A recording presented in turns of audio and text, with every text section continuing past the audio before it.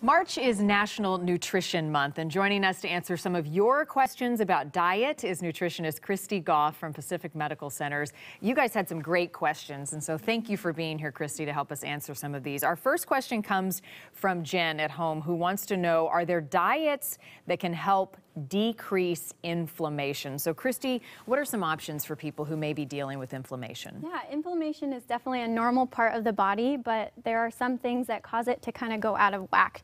So one of the more important things is if they're experiencing a disease state, if they're really stressed out, if they're eating a diet high in processed foods, that's all going to increase the inflammation load on the body. So the biggest research diet out there for inflammation reduction is probably the Mediterranean diet. Okay. This includes lots of fruits and vegetables, whole grains, nuts and seeds, the things that we promote often and in abundance. And that can help with inflammation. Okay, great. There are a lot of diets out there, and our next viewer question is about the keto diet. And so they want to know, is the keto diet safe? What do you say?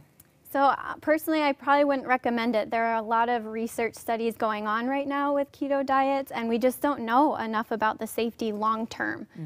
Short term, it seems like it can be safe if you do it with a physician or a dietitian, but beyond that, it's hard to tell since there are some consequences to doing such a high-fat, low-calorie diet. What would be those consequences or health risks? The biggest one would just be a focus on disordered eating, so having limited social activities because of it, and then we just don't know what it's doing as far as having such a high-fat diet, if it's actually increasing our cholesterol levels, our foggy thinking, or just other issues that could come up. Interesting, because a lot of people are trying that going into ketosis. All right, with all the diets and health plans out there, ketosis being one of them, another viewer wants to know, how do you decide which diet is right for you, and are there health risks involved with some, like fasting, or we've heard a lot of people who do cleanses?